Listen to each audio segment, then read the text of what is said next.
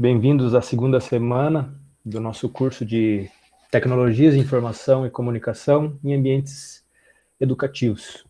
Espero que vocês estejam vendo a minha tela, a tela que eu estou compartilhando com vocês, a tela de um texto, né? A página do texto, por um novo conceito e paradigma de educação digital online. Eu li bastante coisa sobre gamificação essa semana e eu gostaria de sugerir um jogo, uma atividade gamificada que eu inventei. Vamos ver se vocês gostam. Bom, o texto está aqui. Eu não sei como vocês estão acessando a minha tela ou se vocês estão acessando o texto por um outro dispositivo. Eu vou tentar explicar para vocês e aí eu quero ouvir de vocês se tem como a gente fazer esse jogo. Bom, vocês lembram que teve uma aula presencial em que a gente separou um texto e aí cada um lia um parágrafo? Então o jogo é mais ou menos esse. A gente vai refazer essa atividade. Cada um lê um parágrafo e aí a gente vê o quanto consegue avançar aí nessa reunião de hoje. Bom, mas para isso, já vem as lamentações ali, né? Mas para isso, vocês têm que ter aí, né, o microfone de vocês ativo, tem que estar todo mundo se ouvindo para que a gente consiga avançar. E o jogo, ele se baseia basicamente em a gente não demorar muito, ter uma fluência, uma fluidez boa no texto. A equipe é só uma equipe que tem, no caso, que somos todos nós. Então, cada um lendo um parágrafo, a gente vai avançar até mais ou menos a metade do texto aí hoje. E aí depois eu falo um pouquinho sobre as atividades. Bom, o nome do texto, então, é Por um Novo Conceito e Paradigma de Educação Digital Online. Ele é do José Antônio Moreira e da Eliana Schlemmer. Tá? Resumo. A evolução das tecnologias digitais e das redes de comunicação, também digitais, proporcionaram o surgimento de uma sociedade reticulada marcada pela conectividade entre diferentes entidades, o que tem provocado mudanças acentuadas na economia e no mercado de trabalho, impulsionando o nascimento de novos paradigmas, modelos, processos de comunicação educacional e novos cenários de ensino e de aprendizagem. No entanto, não se imaginava, nem mesmo os professores que já adotavam ambientes online nas suas práticas, que seria necessária uma mudança tão rápida e emergencial. Devido à expansão do coronavírus, que inviabilizou a presença física de professores e estudantes no espaço geográfico das instituições educacionais e obrigou os professores a transpor metodologias e práticas adotadas em sala de aula presencial física para os meios online, resultando em práticas de ensino remoto, de ensino à distância, distinta das práticas consolidadas neste domínio e sustentadas pelas pesquisas da área. Tendo, pois, em consideração este contexto, o objetivo deste artigo de natureza eminentemente teórica é, por um lado, contribuir para a delimitação de conceitos fundamentais no domínio da educação mediada pelo digital, como por ensino remoto ou educação à distância, ensino à distância, educação à distância ou e-learning, dentre outros, e que muitas vezes são usados de forma indiferenciada, sem o rigor conceitual, e por outro apresentar a proposição de um novo conceito e paradigma que designam a educação digital online. Então, o objetivo desse texto é delimitar os conceitos fundamentais de domínios de educação à distância, ensino à distância, porque eu mesmo não imaginava que teriam tantos conceitos diferentes quando se trata de educação mediada pelas tecnologias de informação e comunicação. Introdução. As relações sociais e pedagógicas contemporâneas têm sofrido grandes transformações impulsionadas pela apropriação de diferentes tecnologias digitais, TD, e redes de comunicação também digitais, RCD, que têm vindo a assumir um papel crucial no rompimento de práticas e comportamentos de, até há pouco tempo, considerados inabaláveis. Devido à penetrabilidade em diferentes áreas na esfera das aprendizagens, formal, não formal e informal, a evolução tecnológica digital tem assumido um papel determinante no reconfigurar dos ecossistemas e ambientes educacionais e, portanto, ignorar essas tecnologias e descurar o seu potencial para propiciar a inovação, transformação e modernização. Moreira, 2018. No entanto, as visões mais populares das tecnologias digitais tendem a exagerar tanto na promessa como no risco, porque na realidade os computadores e a internet não são remédios instantâneos para currículos mais ou menos obsoletos, nem tampouco camuflagens para as tradicionais instruções didáticas. A ênfase não está na tecnologia, sendo que esta atua como um ambiente promotor de redes de aprendizagem e conhecimento. O foco precisa estar nas condições que afetam a apropriação tecnológica, importando consigo um significativo incremento do sentido e da qualidade na educação. Obrigado. Olha que interessante esse capítulo, esse parágrafo, né? Que ele diz que o foco não é a tecnologia. Esses dias eu estava conversando com meu pai, ele falou assim: mas agora ficou fácil estudar, né? Tudo que você precisa está na internet. Eu falei, bem pelo contrário. Por causa do excesso de informação que a gente tem, tanta coisa tem na internet, fica difícil você diferenciar o que presta e o que não presta, porque na internet tem muita coisa que não presta. A internet e as tecnologias digitais, elas não são remédios instantâneos. Basta você começar a usar esses dispositivos para perceber que eles são apenas ferramentas, né? Assim como qualquer outra ferramenta, se você não souber usar, dificilmente você vai avançar no seu trabalho. A tecnologia sozinha não muda as práticas pedagógicas, sendo que para maximizar os benefícios da inovação tecnológica, principalmente os que se referem às tecnologias, né, professor?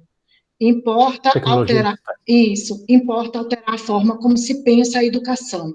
Não é uma utopia considerar as tecnologias como uma oportunidade de inovação, de integração, inclusão, flexibilização, abertura, personalização de percursos de aprendizagem, mas esta realidade exige uma mudança de paradigma, uma mudança que tem sido difícil de implementar e que, com a declaração de pandemia do novo coronavírus, está a acontecer devido às restrições impostas a nível dos contatos físicos nos territórios geográficos entre as comunidades educativas.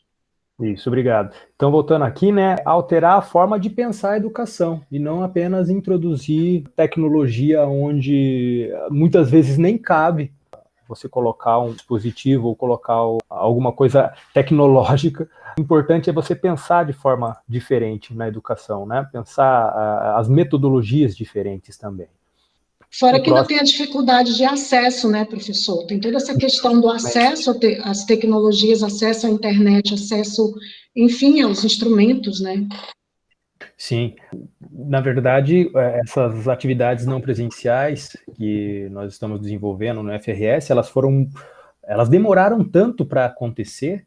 O principal problema é não excluir ainda mais pessoas que têm menos condições de ter um aparelho bom para acessar a internet, ou às vezes até a própria internet, porque nós temos alunos de todas as faixas, classes sociais, de todas as faixas de renda, e é claro que fica muito fácil para nós aqui, que já somos adultos, que temos a própria renda, separar, é fácil entre aspas, né? Mas você separar aí um pacote de dados, eu vou estudar com essa internet aqui. Mas agora tem muitos alunos que não têm internet e não têm o computador, e aí como que a gente faz? Então a gente demorou muito para começar, justamente para não desamparar esses alunos que não têm acesso a essas tecnologias digitais. Esse é um problema bem grave, que nós vamos voltar a discutir ele um pouco mais tarde. As mudanças organizacionais são muitas vezes dolorosas e implicam enormes desafios institucionais de adaptação, de inovação, de alterações estruturais, de flexibilidade, de enquadramento e de liderança.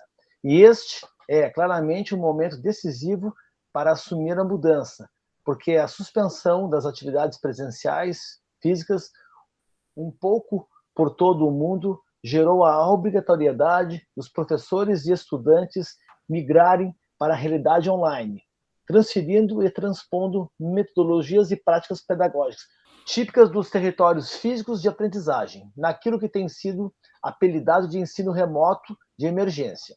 O que outrora se delineava em breves traços é hoje uma realidade possível de concretizar devido a essa migração forçada. No entanto, em grande parte dos casos, essas tecnologias foram e estão a ser utilizadas no numa perspectiva meramente instrumental, reduzindo as metodologias e as práticas ao ensino apenas transmissivo. É, pois, urgente e necessário transitar deste ensino remoto de emergência, importante numa primeira fase, para a educação digital de qualidade que defendemos. O texto destaca aqui que essas práticas, tipicamente dos espaços físicos presenciais, elas estão sendo transpostas para os espaços digitais.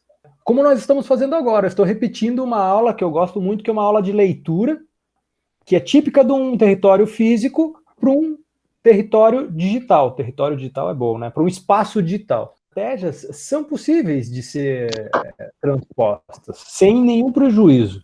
Mas tem algumas coisas que fica bem complicado de fazer. Então, quando a gente fala de usar o Moodle como repositório, que é o erro mais inicial dos professores, isso é execrável, né? Encher ali o Moodle de texto e falar, olha, dia tal tem prova. Então, não é assim que deve se fazer. E como se deve se fazer? Bom, não é só porque eu sou o professor e que vocês são os alunos que eu tenho as respostas para dizer para vocês como deve ser feito. Na verdade, a gente vai testando. Tem coisas que a gente sabe que não vai dar certo, né? Como, por exemplo, eu vou colocar um quadro aqui, né? E vou escrever algumas coisas no quadro. Poxa, a letra pode ficar pequena, a iluminação está ruim, o som não pode ser, não está tão agradável. Então, a gente pode prever alguns erros, algumas coisas que vão dar errado. Mas a gente tem que ir testando.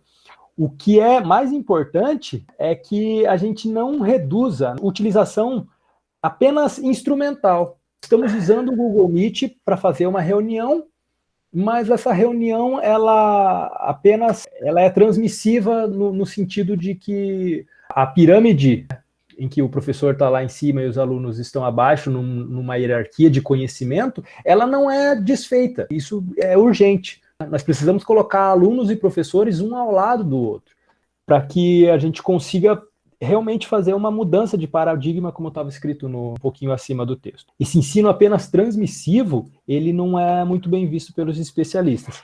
E outra coisa que é urgente e necessário transitar desse ensino remoto, que é importante nessa primeira fase, para um ensino que seja de qualidade digital. Posso estar errado, mas acredito que essas reuniões remotas, essas aulas à distância, elas começaram agora, né, durante a pandemia, mas eu acredito que elas vão ganhar bastante força daqui para frente, quiçá em 2021, 2022, nós possamos ter aí, né, disciplinas totalmente à distância, do jeito que a gente está fazendo agora, mesmo depois que surgir essa vacina, espero que não demore, mas mesmo que depois nós voltarmos às rotinas presenciais, nós vamos continuar fazendo reuniões remotas e atividades à distância. A gente tem que elaborar aí estratégias para que essas aulas sejam proveitosas.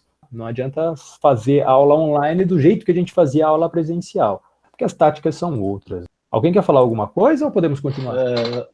É interessante o que o texto está abordando nesse ponto, é que a gente pode pensar que o ensino à distância, ele pode ser e já deve ser um caminho sem volta.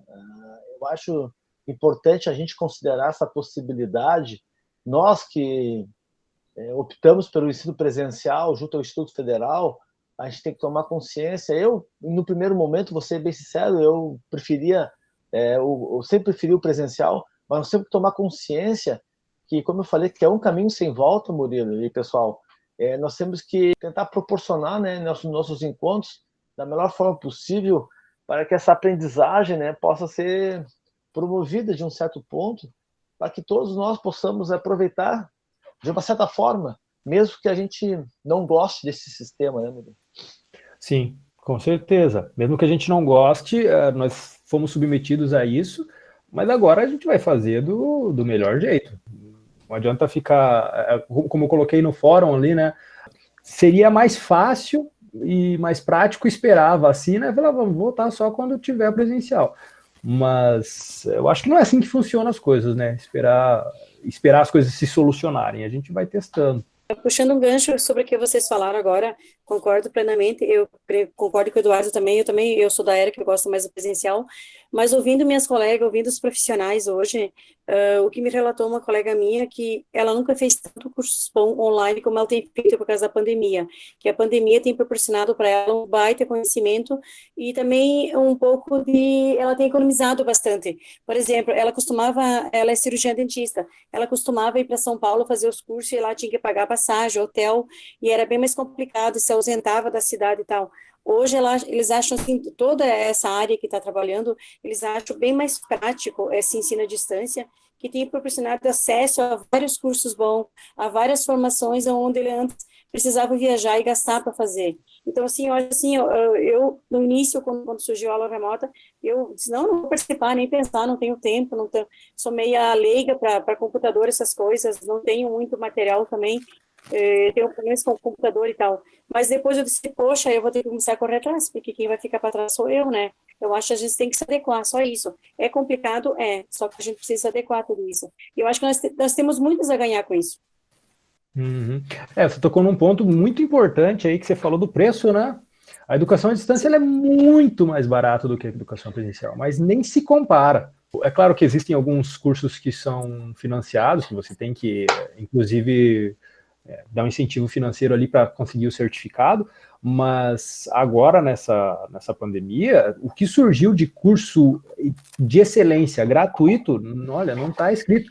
Então, é bem isso que você relatou. Ao invés de você viajar, você tem que tirar um tempo só para viagem, às vezes pegar a estrada, que é perigoso, né, dirigir, hotel, alimentação, as outras dificuldades que a gente tem, a gente pode fazer um curso, desde que não seja um curso da prática, né? Porque, é claro, a amiga falou que é cirurgiã dentista, né? Então, às vezes tem um curso prático, né, que você vai fazer, né, que aí não tem como mesmo. Mas na esfera teórica, não tem nada que não possa ser feito à distância, que também não possa ser feito no presencial e não possa ser feito à distância também. Sim, até a respeito desse assunto aí, fazendo aquelas atividades, eu acabei fazendo atividade só ontem, tá? Mas me fez refletir, tá? Essa questão aí desse ensino à distância, eu creio que seja uma tendência muito próxima, tá? Porque assim como o Murilo também, eu sei que está sempre acompanhando tecnologia, não sei se alguns outros também acompanham, a gente está passando por uma revolução industrial e nesse momento está aparecendo muita coisa nova. Eu acredito, né? Isso não é informação, isso é uma ideia assim, de um mundo que eu imagino que esse ensino à distância isso vai ser algo prioritário. Eu acredito que em algum momento a gente não vai ter mais as aulas presenciais. Muito pela questão do desenvolvimento da realidade ampliada, né, da realidade virtual, que por acaso, por exemplo, se a gente já tivesse toda essa tecnologia desenvolvida, poderíamos nós estar com um óculos hoje, ou de repente nem um óculos, né, só sendo projetado, e o Murilo sendo projetado na nossa frente, em frente a um quadro, né, daqui a pouco ele está numa outra sala, num outro ambiente, que está sendo emulado para nós. Pode ser meio futurista isso, mas eu acredito muito, e eu acho que essa pandemia só veio acelerar essa transição, porque envolve muito essa questão de custo também, porque quem vai querer se deslocar até um centro físico, pegar o carro, gastar tempo e fazer todo esse deslocamento, se organizar um tempo muito maior do que se tu tivesse em casa, né, com essa realidade virtual ampliada. Não sei o que vocês pensam disso, não sei se tem alguém daqui, eu até deixei no questionamento lá, que não sabe que a gente está passando por uma revolução industrial. Então, gostaria também que alguém pudesse falar a respeito. Sim. Em relação ao que antes de eu te dar, essa realidade futurística que você falou, Juliano, nós estamos a caminho. É difícil você imaginar, como num filme, né, 2040, 2050, sem passar pelo 2020. Essa revolução industrial, ela não sei se começou agora, mas ela foi acelerada, com certeza. E em algum momento das nossas vidas, ou talvez demore um pouquinho mais e nós não estejamos mais aqui, essa educação à distância ela vai ser muito mais virtual do que está sendo hoje, mas isso com certeza. Eduardo, por favor. Não, em cima do que o Juliano falou, eu fiquei agora pensando esses grandes congressos sobre qualquer tipo de assunto, onde o pessoal se desloca por todo o país, por todo o mundo. Com certeza, logo esses grandes congressos vão ser tudo online. E tem um filme no Netflix muito interessante que esses dias eu vi, que fala sobre uma empresa de recursos humanos, por exemplo, que eles trabalham só com a parte da demissão de funcionários. Essa empresa é contratada para ir em determinados locais do país, né, e fazer a demissão dos funcionários. Aí, uma hora, a empresa contratou uma outra empresa, eu acho que é um software, onde as demissões são feitas todas online. É muito interessante. Sim, na verdade, são poucos as áreas de trabalho, né, as áreas laborais, que ainda são antigas, né? Esses dias eu estava lendo um texto que dizia que metade, ou até mais da metade das profissões do início do século XXI, em 50 anos vão deixar de existir. O meu pai, ele é operador gráfico, então ele é praticamente do tempo da prensa lá do Gutenberg. O trabalho dele é colocar ali a chapa na máquina e aí rodar uma por uma aquelas impressões para sair aquele panfletinho e tal. E hoje em dia a gente tem aquelas impressoras que fazem e isso uma cor de cada vez. Aí você tem que colocar uma cor, daí roda de novo a outra cor, 4 cores, 5 às vezes, né, para sair uma coisa bem bacana. E as impressoras, elas são multifuncionais e fazem o trabalho muito melhor, em muito menos tempo, com muito menos recurso. Então, a impressão de gráfico do meu pai é uma profissão que já não vai precisar existir. Ou, no mínimo, ela vai ser mudada, né? Se o profissional não se atualizar, ele vai ficar para trás, realmente. E é nesse sentido que você está falando mesmo. Esses congressos, eles vão precisar ser feitos por uma questão financeira também, mas principalmente por uma questão de tempo. Eu acho que o ponto principal é o tempo, né? Ao invés de você deslocar um funcionário de um lugar até o outro, você demorou ali 3 dias para o cara ir e voltar, você faz o negócio em meia hora e o resto do tempo ele pode continuar trabalhando. E isso é financeiro e é isso que move o mundo. Então, por isso que eu acho que a gente não tem, como vocês mesmo comentaram, nós estamos num caminho que esse é um caminho sem volta mesmo. Não, só nesse sentido também... Não sei se, na verdade, se vai voltar, por exemplo, os grandes congressos de maneira presencial. Acredito que não seja assim tão rápido, talvez, porque eu acho que envolve outras coisas, né? A questão econômica, se a gente for pensar, o congresso, a maioria são em cidades turísticas, então é uma forma de impulsionar a economia e o turismo também local, né? Então, acredito que não vai ser substituído assim, dessa maneira. Talvez propiciar que, sei lá, grandes pesquisadores que moram em outros locais e que não possam estar de forma presencial, daqui a pouco possam fazer uma apresentação online, né, que é bem raro, pelo menos em todos os congressos que eu fui, isso não acontece, assim. Mas a questão de cursos, obviamente, nunca vi tanto curso gratuito disponível e de ótima qualidade também quanto nesse período, assim, e pelo menos na minha área, a sorte é que muitas empresas acabam patrocinando, né? Então, a gente tem bastante coisa disponível. É uma oportunidade bem boa para quem quiser se aprimorar, né? Sim. Bem legal. Você tocou num ponto bacana, que esses congressos geralmente são em algumas cidades que elas já têm, né? Já tem um histórico aí, né, de fazer esse tipo de evento. É claro que isso não vai se extinguir do dia para a noite, não tem como isso acontecer, mas o volume vai ser bem menor. Eu acredito que o volume vai ser bem menor. A não ser quando você tem ali grandes corporações que já tem aquelas parcerias antigas, né, que vão fazer isso para estimular, né, o turismo, enfim. Mas as empresas menores, os profissionais autônomos, aqueles que não têm condições de viajar, é uma opção, não se torna uma opção, né, mas você ir no congresso. Você consegue fazer à distância, então, ótimo, maravilhoso. Mas realmente tem essa questão de movimentar a economia do lugar. Essa é uma outra esfera aí que já está um pouquinho longe da nossa área de atuação, mas que também deve ser considerada. E realmente não vai ser extinta do dia para a noite. Eu fui para Foz do Iguaçu algum tempo atrás, e lá estava tendo um congresso agora de médicos, não sei do que lá. E a cidade estava abarrotada de gente mais do que o normal.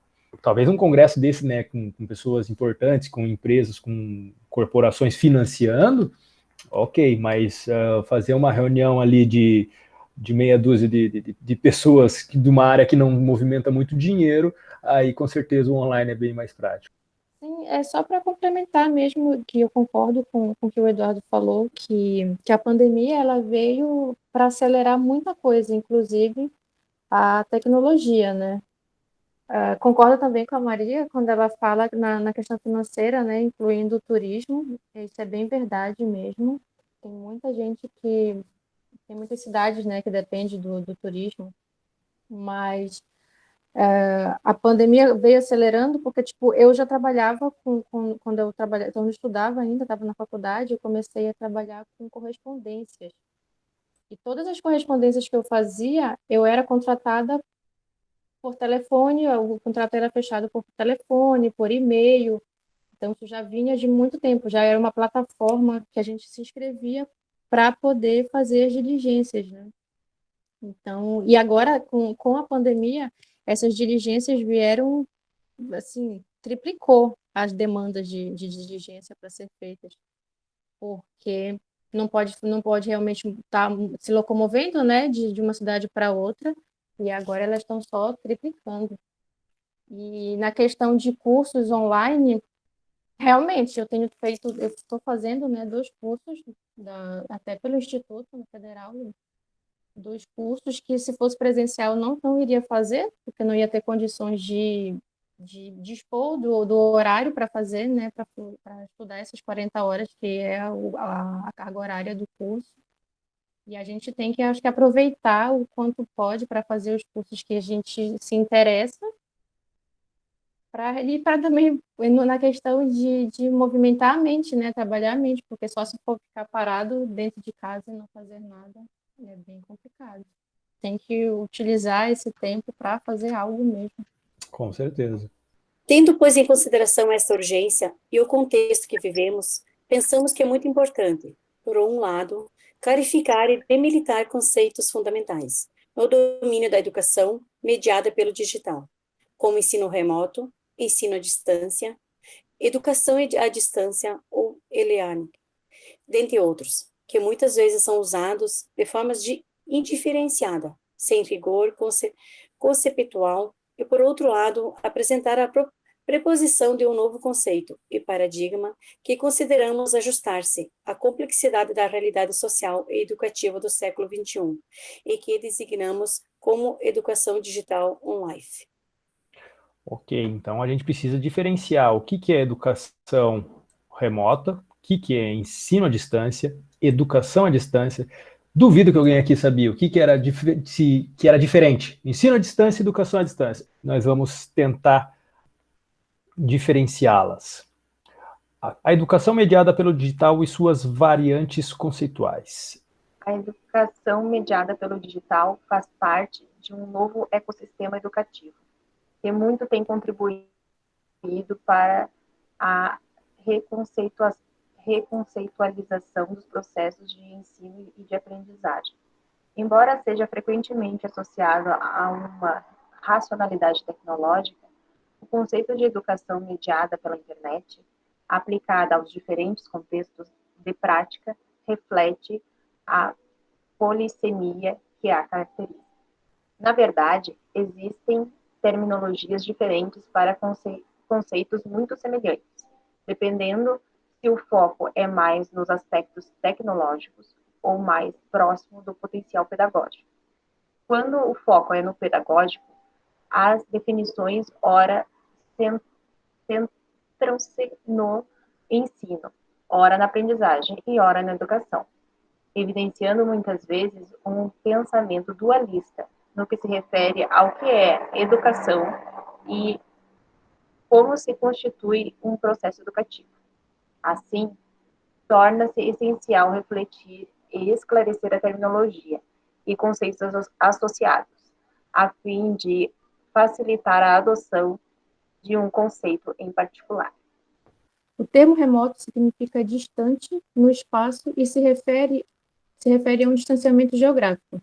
O ensino remoto ou aula remota se configura, então, como uma modalidade de ensino ou aula que se pressupõe o distanciamento geográfico dos professores e estudantes e vem sendo adotada nos diferentes níveis de ensino, por instituições educacionais no mundo todo, em função das restrições impostas pelo Covid-19, que impossibilita a presença física de estudantes e professores nos espaços geográficos das instituições educacionais. Beleza. Olha, essa parte aqui é importante. Ó. Ensino remoto é uma modalidade de ensino. Assim como a educação à distância é uma modalidade de ensino, a presencial é uma modalidade de ensino. Guardem isso porque essa parte é bem importante, tá? Quando você fala de aula remota, ensino remoto ou qualquer outra coisa que não seja o convencional, são modalidades de ensino alternativas. Nessa modalidade, o ensino presencial físico, mesmos cursos, currículos, metodologia e prática pedagógica é transposto para os meios digitais, em rede. O processo é centrado no conteúdo que é ministrado pelos mesmos professores das aulas presenciais físicas. Embora haja um distanciamento geográfico, privilegia-se o compartilhamento de um mesmo tempo, ou seja, a aula ocorre num tempo síncrono, seguindo princípios do ensino presencial. A comunicação é predominantemente bidirecional. Do tipo para muitos, no qual o professor protagoniza videoaula ou realiza uma aula exposta por meio de sistema de webconferência. Dessa forma, a presença física do professor e do aluno no espaço da sala de aula geográfica são substituídas por uma presença digital numa sala de aula digital. No ensino remoto ou outra aula remota, o foco está nas informações e nas formas de transmissão dessas informações. A lógica que predomina é o do controle. Tudo que é concebido é disponibilizado e registrado, gravado e pode ser acessado e revisto posteriormente. Então, a aula remota, ela é distante geograficamente, mas ao mesmo tempo. E privilegia-se o compartilhamento dos conteúdos que seriam abordados na sala de aula, né, no presencial. Em algumas versões do ensino remoto ou da aula remota, assemelha-se ao ensino à distância do século passado, realizado por correio, rádio, TV ou acréscimo de tecnologia digital. O ensino remoto, a educação remota, ela é diferente da educação à distância, principalmente para a questão de ser síncrono ou não, né? Nós aqui estamos fazendo uma reunião síncrona. Ela tem também uma característica de educação à distância, porque nós estamos distantes geograficamente, mas não estamos distantes temporalmente. Estamos no mesmo momento aqui estudando. Vocês vão ver que tem muitas coisas que se encaixam em várias outras modalidades. E é claro que para definir bem certinho o que é uma, o que é outra, a gente teria que ler várias vezes esse texto para entender um pouco melhor. Mas percebam que não é a mesma coisa e que as peculiaridades, elas são, às vezes, muito, muito discretas. Eu nunca tive aula online, eu já assisti muitas videoaulas, né, com professores online e tudo, só que está sendo bem diferente no sentido de que a gente com aula síncrona, a gente consegue ter alguma dúvida e tu consegue tirar essa dúvida no momento da aula. As aulas que eu estou assistindo dos cursos online que eu estou fazendo, se eu tiver alguma dúvida, eu vou ter que fazer uma nova pesquisa para poder entender melhor o que eu estou lendo. Que para mim está sendo difícil, né? Assim, no sentido não de que eu tenho que procurar, mas de perder, de certa forma, um tempo a mais para poder pesquisar e entender, às vezes procurar em outros sites, porque eu não vou ter livro em casa, para procurar videoaula para poder entender o que aquele sentido da aula está me passando. Contigo, assim, com as aulas online e ao vivo, vamos dizer assim, a gente consegue ter uma dúvida e já perguntar para ti, e de repente tu já tira essa dúvida. Era só esse comentário que eu queria fazer aqui, de uma certa dificuldade. Vocês que vão lecionar e futuramente, se já não estão lecionando, vocês vão perceber, ou se já não perceberam, que tem coisas que o professor não pode dar de mão beijada para o aluno, porque senão vai ficar muito fácil, e por ficar muito fácil, ele pode acabar esquecendo, ou pode acabar não dando bola para essa informação. Às vezes o aluno pergunta uma coisa, o professor responde, entra para um ouvido e sai para o outro. Então, quando o professor não te responde imediatamente, isso pode ser bom. Eu não estou dizendo que aqui que o professor deve fazer isso sempre, tá? Mas também pela experiência de vocês vão perceber o momento que aquela informação ela é importante de ser dada na hora, e quando você acha, poxa, se o aluno for realmente atrás dessa informação, ele vai aprender, e se eu falar que isso não vai fazer muita diferença. Quando eu fazia um curso de eletrônica, devia ter uns 14, 15 anos por aí, o professor me falou que a velocidade da corrente elétrica era uma velocidade muito alta. Aí eu falei, qual é a velocidade? É muito alta? Né? Eu sei, mas qual é a velocidade? Aí ele falou, faça uma pesquisa e me traga essa resposta amanhã. Aí eu falei, poxa vida, né? O professor, de vez de me responder o negócio, vai fazer eu pesquisar. E eu fui atrás, e aí acabei achando outro material e percebendo que a velocidade da corrente elétrica é igual à velocidade da luz. E no outro dia eu fui lá e comentei com o professor, fui lá e fiz a pesquisa tal, e comentei com os outros alunos, e foi bem marcante para mim. E eu nunca mais esqueci que a velocidade da corrente elétrica é igual à velocidade da luz.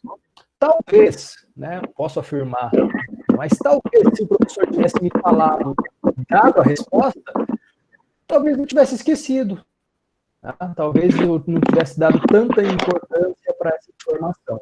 Então, veja que o estudo pós-aula, ele é muito importante também. Como eu falei, vocês que vão ser professores, vocês vão saber qual é o momento em que você tem que dar a informação para o aluno, mas qual é o momento que você vai ter que segurar a informação para você, para fazer ele pesquisar, porque isso vai ser muito mais interessante para ele. São táticas, estratégias que o professor pode usar aí para fazer o aluno pesquisar por si só.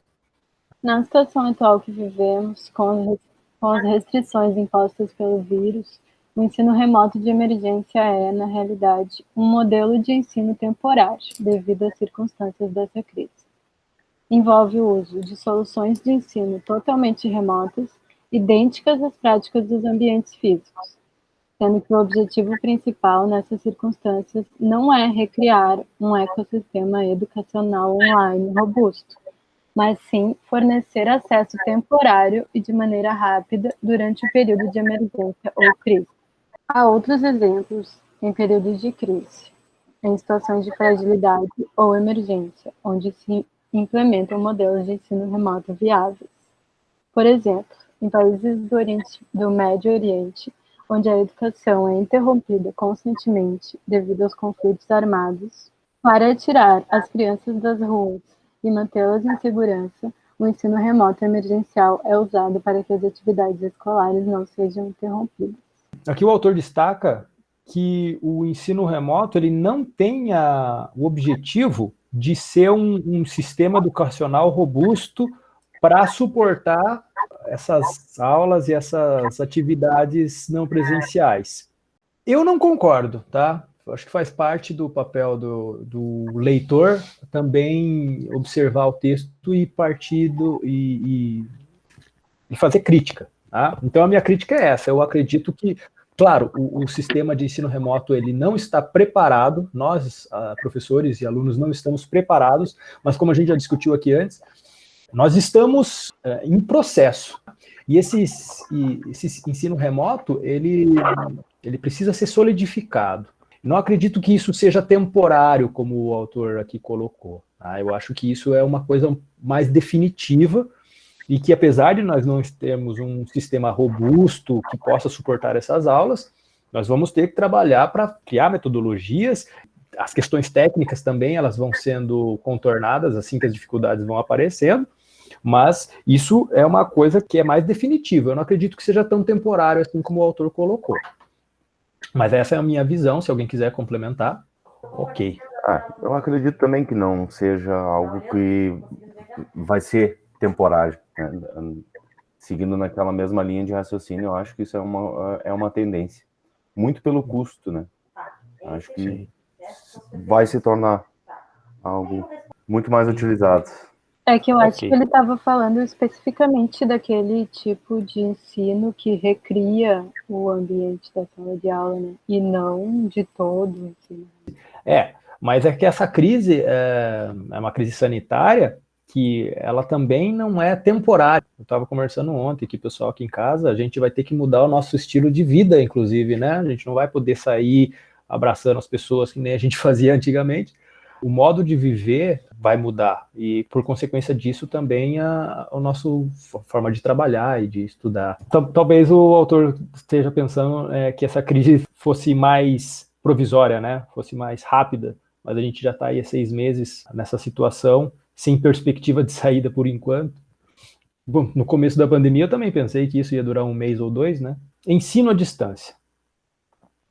Morrow e Kessler afirmam que o ensino à distância se baseia num conceito muito simples, na separação física e por vezes temporal entre alunos e professores. Partindo dessa premissa, pode-se afirmar que o ensino à distância se vincula a um meio de comunicação, pois a primeira alternativa que permitiu às pessoas a comunicar-se, não estando face a face, foi a escrita. Isso aqui é muito legal, gente, ó, a escrita. E aí, quando a gente fala de escrita, a gente perde as referências históricas, porque a gente não sabe quando que o homem começou a escrever em alfabeto. A gente tem até alguns historiadores e alguns livros que mensuram alguma data, mas o início da escrita fica muito vago, fica muito avulso. O ensino à distância ele tem a mesma idade da escrita. Então, a partir do momento que o homem começou a escrever, seja na pedra, seja no papel, no papiro, que era antigamente, e a primeira tecnologia que foi usada para o ensino à distância foi essa, né? Porque a primeira tecnologia de ensino qual foi? Foi a fala, né? Você fala e transmite a tua informação, ensina alguém. Agora, de educação à distância foi a escrita. E isso é muito, muito bacana. Então, mesmo a educação à distância, ela tem praticamente a mesma idade da profissão, que é o professor. Também não dá para a gente saber exatamente. Nesse ano foi criada a profissão de professor. Nesse sentido, Landim sugere que as mensagens trocadas pelos cristãos para difundir a palavra de Deus são as origens da comunicação educativa, por intermédio da escrita com o objetivo de proporcionar aprendizagem aos discípulos, embora também haja referências anteriores que se relacionam com o uso desta tecnologia, que possibilitou a realização de material e disponibilizar aos alunos com a publicação por Platão dos discursos de Sócrates. Como falei, né, desde que a escrita existe o ensino à distância.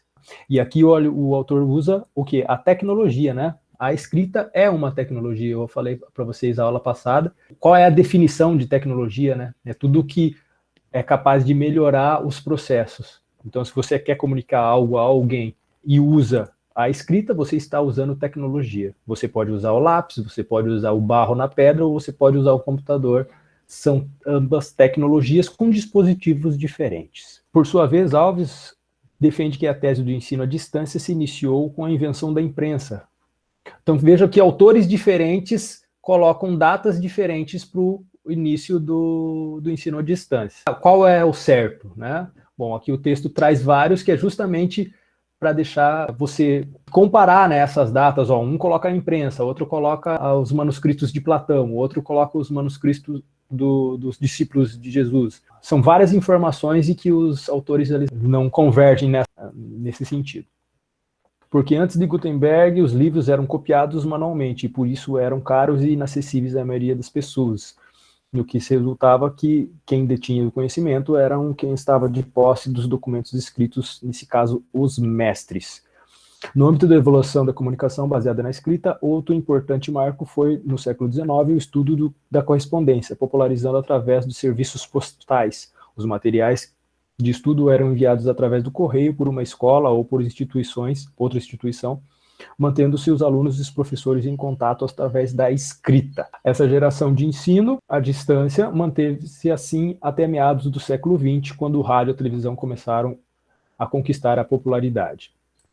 Com o surgimento da televisão e tecnologias afins, nos anos 60, ocorreram diversas mudanças no ensino à distância, nomeadamente a substituição do sistema postal para a distribuição de materiais educacionais via rádio ou televisão. É neste período que começam a nascer as primeiras universidades abertas em diferentes pontos do globo, tal como na Ásia, América do Sul e Norte e na Europa. E mesmo que possa haver divergências quanto à primeira instituição que ofereceu um curso formal de ensino à distância, a literatura existente é unânime em considerar a criação da Open University do Reino Unido em 1969 como um marco fundamental e um modelo de sucesso cuja atuação ainda hoje é relevante no panorama internacional. A criação da Universidade Aberta em Portugal, em 1988, insere-se neste processo de criação e desenvolvimento de estruturas de ensino à distância. Embora tenha surgido mais tarde do que noutros países, tem tido um papel relevante na expansão da língua e da cultura portuguesas no espaço da lusofonia.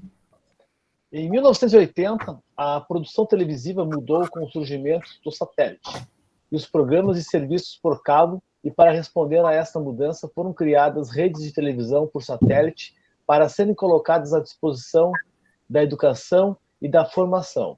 Grandes empresas como a IBM e a Kodak reconheceram o benefício de providenciar formação usando transmissões via satélite, pois, formando os seus trabalhadores dessa forma, podiam poupar tempo e dinheiro a longo prazo, com a redução na quantidade de tempo, em viagens, em horas de trabalho, perdidos por cada trabalhador. Com o rápido crescimento das tecnologias de informação, o ensino à distância entrou numa nova fase, na geração do computador, caracterizando-se por uma representação multimédia dos conteúdos de ensino estruturados sobre redes de comunicação por computador. Então veja o que a gente tinha discutido aqui, né? Que era mais rápido, era mais barato, era mais fácil. Isso lá na década de 80, as empresas já faziam treinamento de seus profissionais usando o ensino à distância. Então veja que o que a gente está passando aqui não é novidade. A diferença é que nós agora fomos obrigados a fazer desse jeito. Mas isso não é uma tecnologia nova, não somos os primeiros a fazer, então tem muita coisa que já foi desenvolvida que a gente pode tomar conhecimento. Vejam também que a evolução primeiro, né, a evolução da ciência com as viagens espaciais possibilitaram aí a utilização de satélites para comunicação global. E depois disso, essas tecnologias chegam até a população, até as pessoas propriamente dita, né, através da televisão e do rádio também. Então veja como a ciência e a tecnologia proporcionam aí o avanço do conhecimento das pessoas. É claro que não é instantâneo, a gente tem as viagens espaciais lá na década de 70 e apenas na década de 80 puderam ter aulas com essa dinâmica de ensino à distância.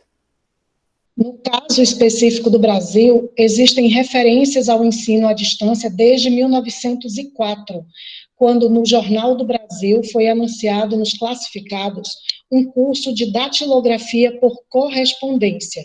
Depois disso, em 1934, foi instalada a Rádio Escola Municipal do Rio de Janeiro, integrando o rádio com o cinema educativo, a biblioteca e o museu escolar, dirigido por Anísio Teixeira. Em 1939, surgiu a fundação do Instituto Radiotécnico Monitor, hoje Instituto Monitor. Em 1941, o Instituto Universal Brasileiro e a primeira Universidade do Ar, que durou até 1944. Durante a década de 1960, o Movimento de Educação da Base, MEB, Igreja Católica e Governo Federal utilizavam um sistema radioeducativo e, em 1970, surge o Projeto Minerva, um convênio entre a Fundação Padre Landel de Moura e a Fundação Padre Anchieta para a produção de textos e programas. E a Fundação Roberto Marinho começa a oferecer o telecurso, Programa de Educação Supletivo à Distância para Ensino Fundamental e Médio. É muito importante nesses textos você fazer um apanhado histórico, seja qualquer texto relacionado, seja qualquer área que você vai fazer, né? É muito importante você resgatar o que já foi produzido, e essas datas, elas não são apenas de enfeites, elas são muito interessantes para a gente entender o contexto. Como eu havia dito ali, né, que na década de 60, 70, teve a Guerra Fria, as viagens espaciais, e não teria como você fazer um ensino à distância por rádio e TV antes disso. Então, qual era a possibilidade? Era correio, né? Ou até o curso de datilografia por correspondência. E é claro que, naquela época, quem tinha, né, o interesse e a possibilidade de fazer, não era todo mundo. Aí, com a popularização da TV e do rádio, isso ficou muito mais fácil. Mas vejo que a evolução histórica, ela faz totalmente sentido. Entre as décadas de 1970 e 1980, diversas instituições privadas e ONGs começaram a realizar ofertas de cursos supletivos à distância no modelo de teleeducação, com aulas via satélites complementadas por kits de materiais impressos. Todas essas iniciativas, apesar de trabalhar com diferentes meios de comunicação, correspondência, rádio, TV e satélite, tinham em comum a centralidade no conteúdo e a comunicação unidirecional, para muitos, e se dedicavam a disseminar a informação. Unidirecionalidade da comunicação era para muitos. E o que nós estamos fazendo aqui agora é uma outra dinâmica, né? Que é muitos para muitos, porque qualquer um pode falar a qualquer momento e todo mundo ouve. A evolução dessa modalidade de ensino. A partir da década de 90, as instituições começam a fazer uso das tecnologias e redes de comunicação digital, originando as primeiras universidades, as quais se expandiram a partir de 1994. Somente em 96 surge a primeira legislação específica para a EAD no ensino superior, cujas bases legais para a modalidade foram estabelecidas pela Lei de Diretrizes e Bases na Educação Nacional, número 9.394, 20 de dezembro de 96. A educação à distância, o ensino à distância, não é novo, mas a legislação ela é relativamente nova, né? Só em 1996 que nós tivemos autorização para oferecer um ensino à distância compatível ou que tivesse equivalência legal à do ensino presencial. Assim, de acordo com o Stilemer 2003-2005, com a revolução tecnológica pela utilização dos microcomputadores e posteriormente da internet, começam a surgir algumas alternativas, tais como Computer Based Training, CBT, ferramenta para treinamento via computador, destinada à distribuição de conteúdo, Web Basic Training, WBT, e Web Basic Instructions. Esses dois últimos adicionando vantagens ao tradicional CBT por oferecerem treinamento e instrução via web. Quando você faz um curso que não tem tutoria, né, era basicamente isso. No final da década de 1990, com o desenvolvimento dos primeiros ambientes virtuais de aprendizagem, também conhecidos como virtual learning, eu não sei dizer isso, prof. De acordo com fulano tal 2001, em 2002, começa a surgir o que chamamos de educação à distância, que consiste em utilizar as tecnologias da internet para propiciar um amplo conjunto de soluções que objetivam servir de suporte para que a aprendizagem ocorra.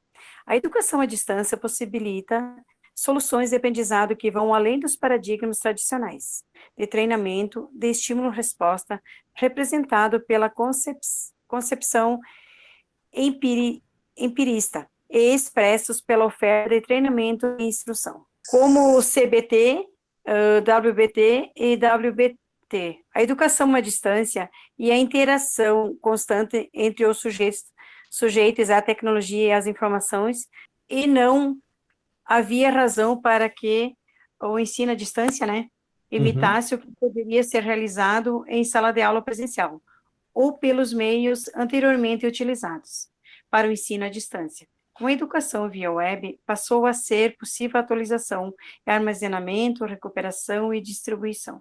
E compartilhamento instantâneo da informação, superação dos limites de tempo e espaço, trabalhar no sentido da construção do conhecimento, atividade do sujeito, a aprendizagem colaborativa e cooperativa, maior autonomia dos sujeitos no processo de aprendizagem, desenvolvimento de processo de avaliação continuada e formativa, por meio do uso de portfólio, alto grau de interatividade, utilização de comunicação assíncrona e tomada de decisão, aumento da tomada de consciência, ampliação da consciência social e ainda o desenvolvimento de uma inteligência coletiva.